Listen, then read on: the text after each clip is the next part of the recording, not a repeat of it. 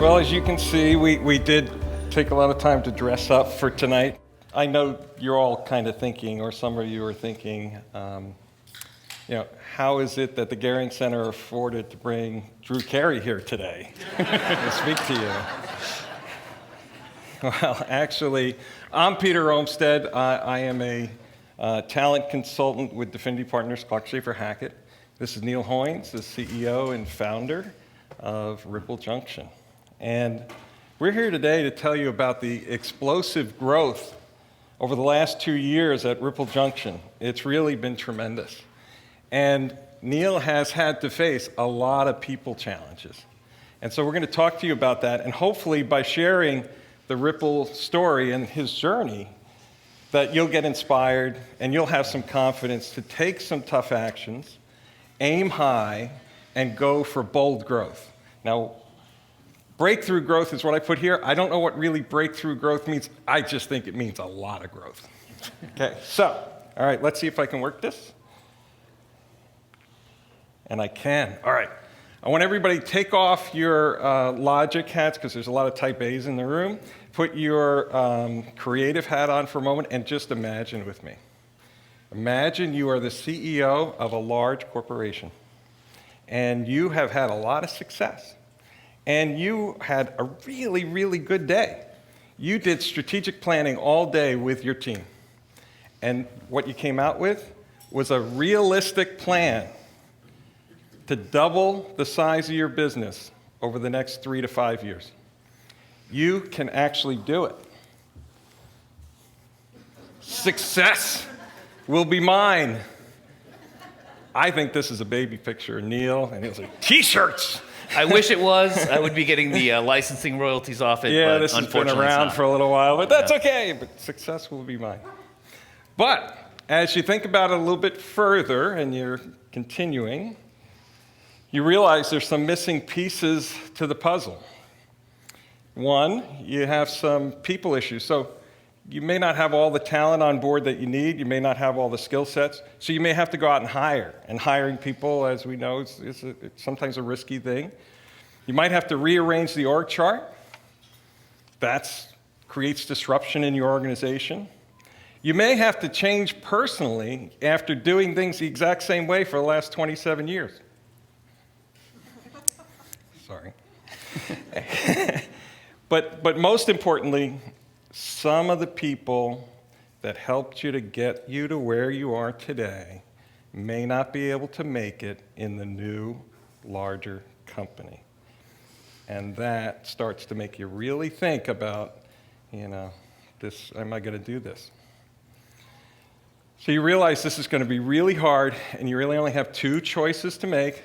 One is you can stay on the same course, just put that strategic plan on the shelf and don't really do it, or you can take action and go for the bold growth. That's what Neil did. So as we look back over the last 2 years of activity, we realized there were 3 process steps that Neil went through. The first one was really deciding that he was going to take this action and not just put the thing on the shelf. The second was taking action. So act, very simple, take the actions that you decided, right? And then the third step is reflecting. And he did a lot of self-reflecting in this process. And we're going to talk a little bit about that. So I'm going to sit down and join Neil here. Excellent. Peter, Neil, thank you so much. Tell us about Ripple. Yeah. So back in 1989, I was a student here at UC. Go Bearcats. Any Bearcats in the room? Let's hear it. All right. I went to a Grateful Dead show with a friend in the summer of '89, and I did what I think any reasonable person would do after that, is decided to follow the Grateful Dead the next summer. So we had to figure out a way to pay for it. We talked about, we're going to sell grilled cheese, or we're going to sell T-shirts, we're going to sell veggie burritos. Well, we settled on T-shirts. Once we settled on T-shirts, we needed to find a way to get around, so we bought a beat-up old van called the Denterprise. The big plan was to sell about 200 shirts that entire first summer tour. And the first day, we sold all 80 that we brought, and then people started asking to buy them wholesale. So we started selling to small stores as well. And as you can imagine, it was a lot of fun, or at least what I remember of it. And to answer the question, did I graduate? I am 99% sure that I did.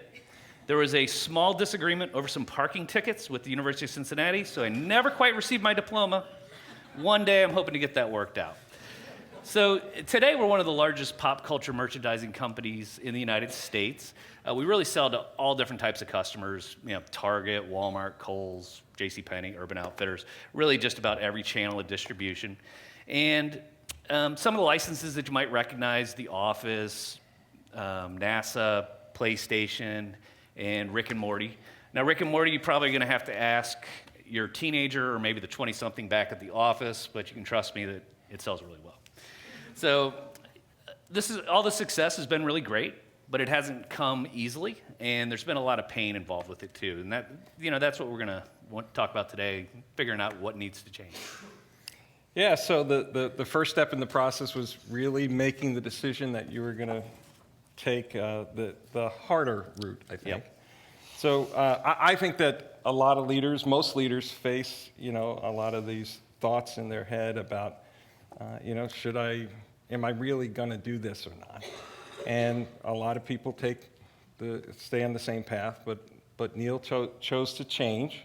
And so Neil, what were some of the things and some of the hesitancies that you had that were going through your head as you got to this point, and you faced this dilemma, and you had to make a decision? Yeah, so, we, been in business for 27 years, so there would be periods where we'd grow really fast, and then we'd kind of level off.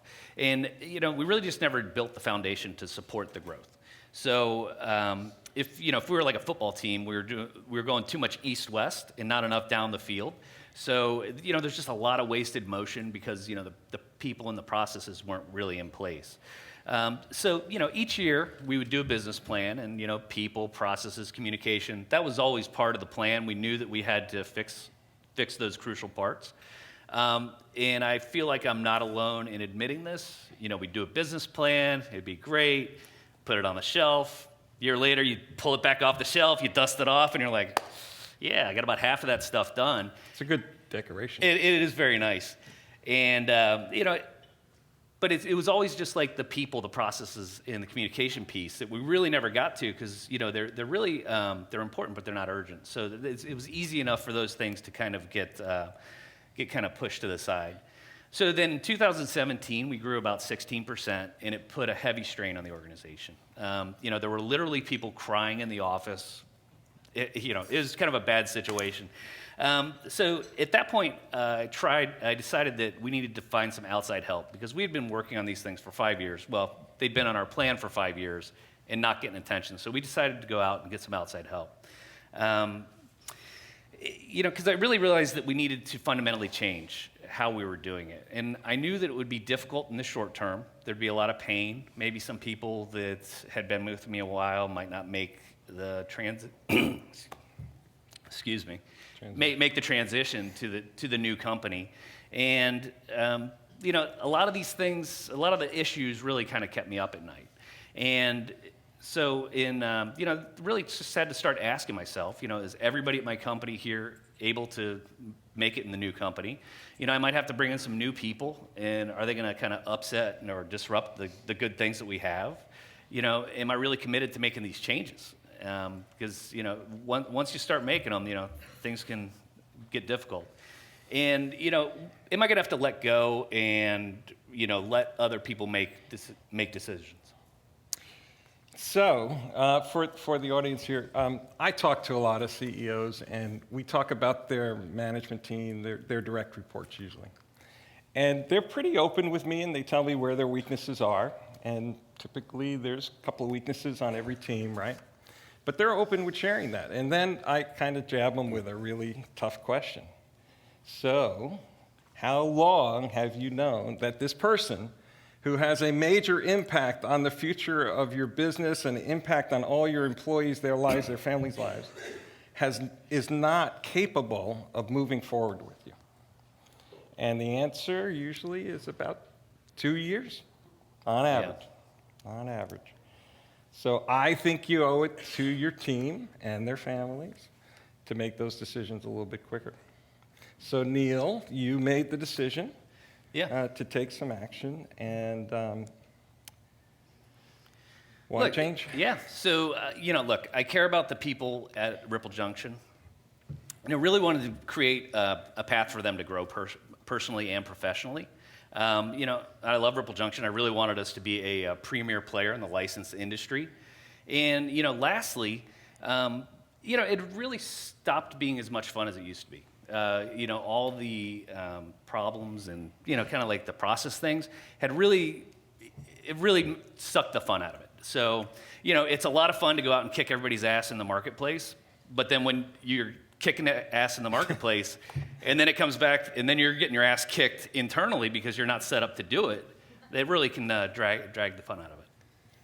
Yeah, so in addition to taking the fun out of it, you really, by putting off the decisions, you really don't give opportunity for other people to grow.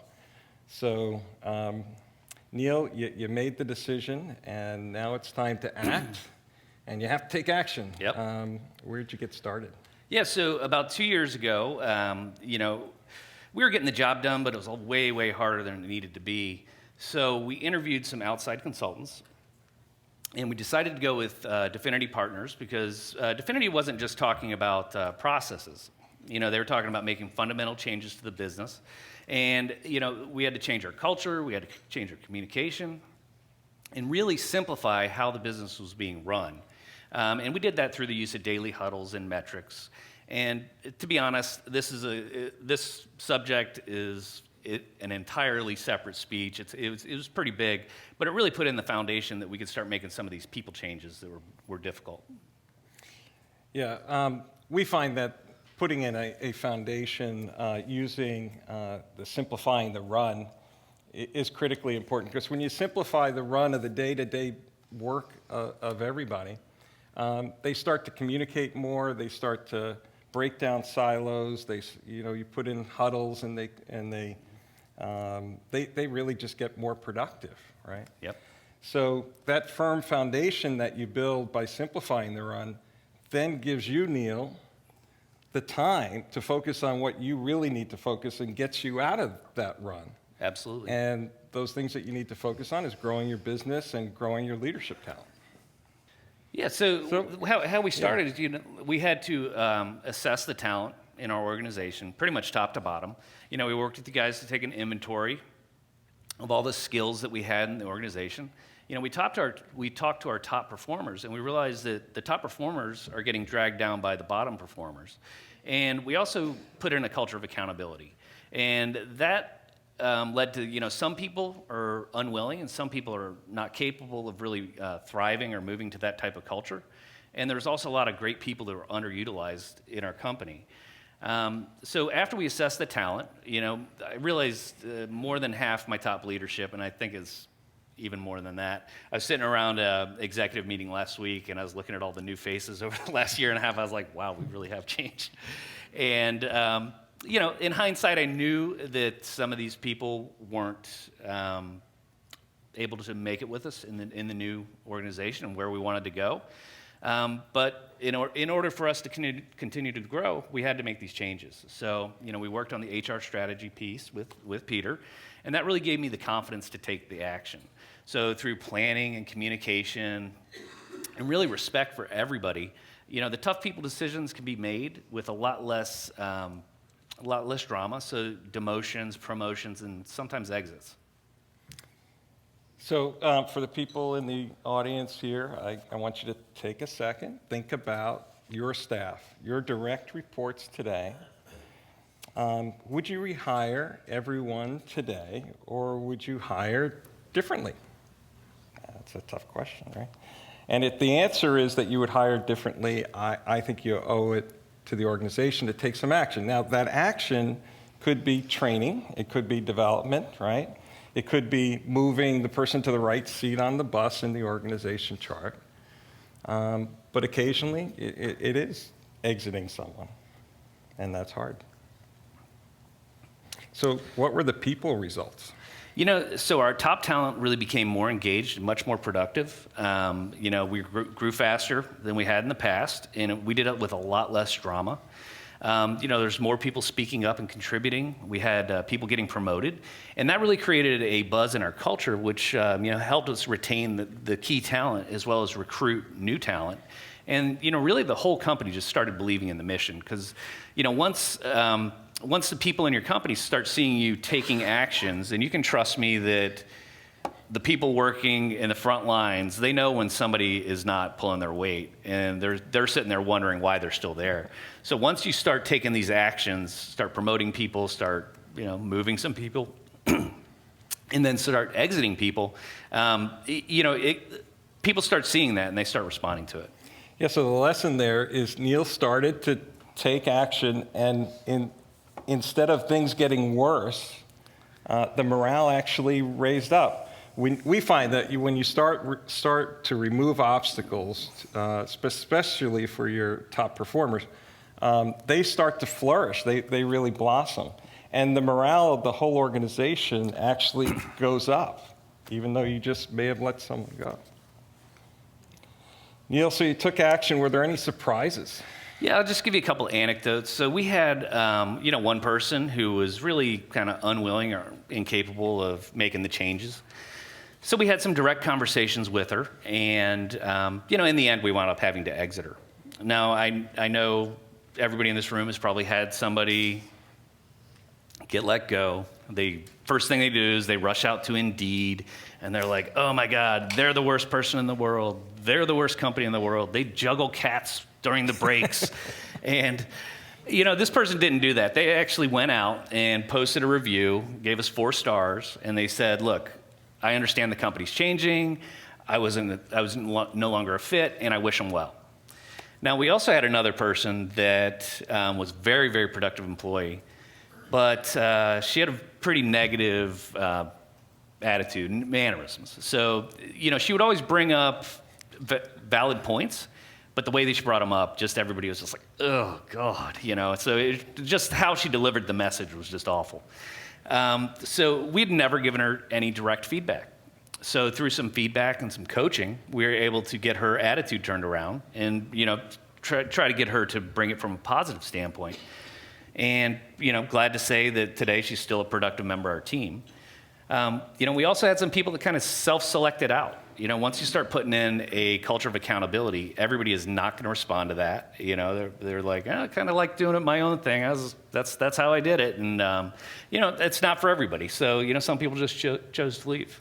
So the first surprise was you fired somebody, and then they gave you a good review. So you may have had good outside help with doing it professionally and Absolutely. carefully. Yeah. Okay, that's good. That's really good. Well, that's all we need to talk about in this. No, we find that when you move someone on who needs to leave, they're often happier, right? If you run into them at Kroger a year later, they're probably going to say to you, that was the best thing that ever happened to me, because they were probably unhappy, and that's probably why they were underperforming.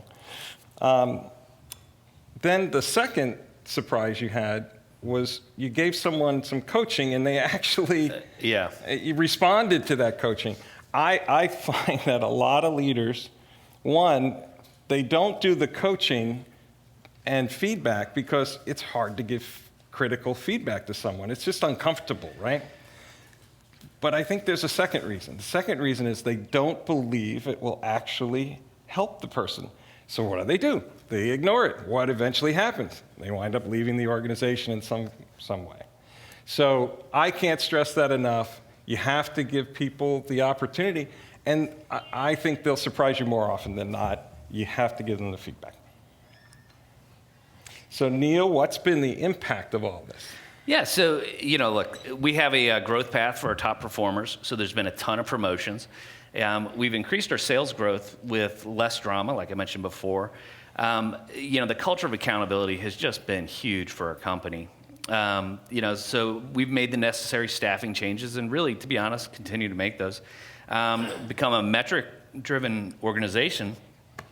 And, in the end, we got happier employees. And I know everybody in this room is upper level, so I'm just going to give you the bottom lines here.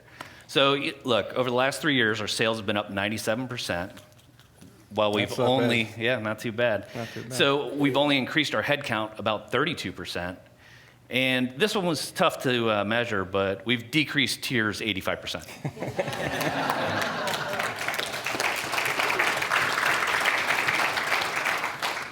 Incredible results, Neil. So the last process step is reflection. And each time you make a decision, take action, you got to kind of think about it afterwards and make corrections or whatever. But you did some self-reflection during this process. And why don't you share a little bit about that self-reflection that you went through? Yeah, absolutely. So, I knew that I couldn't ask everybody in the company to change and not look at myself in the mirror. So I spent a lot of time thinking about what I want to focus my time on and where I should be spending my energy. What do I need to change in order for us to meet our goals? So after a lot of self-reflection, I came to the conclusion the only path forward was to fire myself. So what we did is we went out and found a president. I worked with Peter to come up with the job description. And, really glad that we found Mark Wilson. He started working on this back in March. And it's really allowed me to focus on the long-term growth, the strategy, and the senior leadership development in our company. And look, we've been in business for 27 years, and I really feel like we're just getting started. I mean, it's just, we've really, really just gotten to the point where it's just, 27 years ago, if somebody had said, hey, you'll be there, I'd be like, oh, that's it, we're there. That's not the case. We're really just getting started because I've got the right team in place now that we can, move decisively and with confidence. So, this year, our sales are up 50% year to date, and we've got plans to hit $200 million in sales in the next 3 to 5 years. And, I just want to tell everybody in this room, if some dude selling T-shirts out of the back of the Denterprise can finally get it together, you guys can do this too. So, almost done. Yeah. Applauding $200 million in 3 to 5. We'll get there. All right. I'll keep working for you. So decide, act, and reflect wasn't actually a linear process, and you didn't just do one of each, right? Right. During the last 2 years, that cycle repeated itself many, many times. But we find when you make the decision that you're really going to do it, and then you start to take action, the decisions are really the harder part. The taking the action's a little bit easier because things start to get better really quick. And then you have the confidence. And I hope we've communicated here to you today that with some bold action, some vision, and taking some tough, difficult people action sometimes, but aiming high, you can achieve bold growth like, obviously, Neil's and his organization's been going through. So one more thing. You got this. Thank you, guys. Yeah, thank you so much.